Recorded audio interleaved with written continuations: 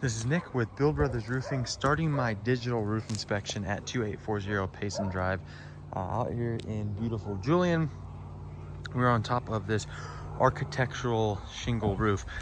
This is a really new shingle product that is on this roof. This is the second layer of shingle that was applied to this property. A couple things that I want to point out. Again, this shingle looks to be brand new. Does not look very old at all. Everything is still adhering to the roof itself and the decking. If I can nitpick a few things on this, I would like to see the spacing on the seams to be a little closer together. Typically we want it to be about 6 inches. So we have a seam here, another seam should be right here. You can see that the seam is all the way over here on this side. Same thing, if I go from here, 6 inches should be right here. The seam is actually all the way over here.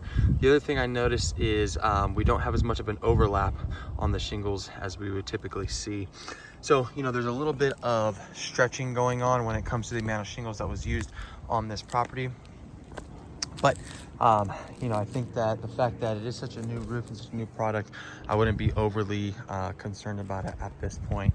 The other thing I want to point out is we have a couple of these sections where this roof plane really starts to flatten out. So that goes down to about a 212 pitch. And typically with shingle, we want to make sure that the proper underlayment was used on this portion of the roof. And it doesn't necessarily look like it. I would like to see a layer of titanium peel and stick underneath this portion because it is so flat. Shingles are meant for water to flow off the roof freely. And because this is such a flat roof, that water is going to have a hard time just flowing off.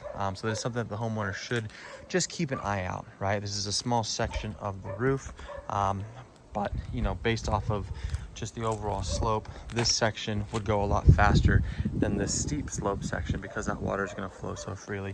The other thing I see right here is this portion that's blocking a lot of flow from the roof. So obviously they want to do this to stop the water from just flowing right off this portion of the roof. They want to divert it over here down here to this section, but you can see that it's causing a lot of debris to back up.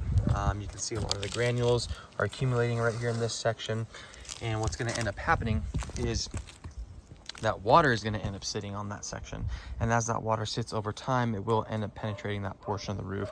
My suggestion would be to delete that that little water diverter and either just allow that water to flow freely off of it or add some gutters. Either way, but I can see that causing an issue. The penetrations, all the sealant around the penetrations is still in good shape.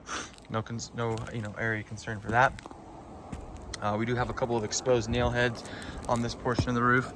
Just 1, 2, 3, 4. I'd like to see some caulking around those nail heads just to ensure that water is not going to be penetrating the roof anytime soon, or the home anytime soon.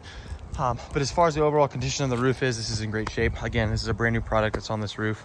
It should last another 20 years or so, depending on the weather that they get out here. But I see no areas of concern other than the portions that I called out earlier in the video. That's it for my inspection.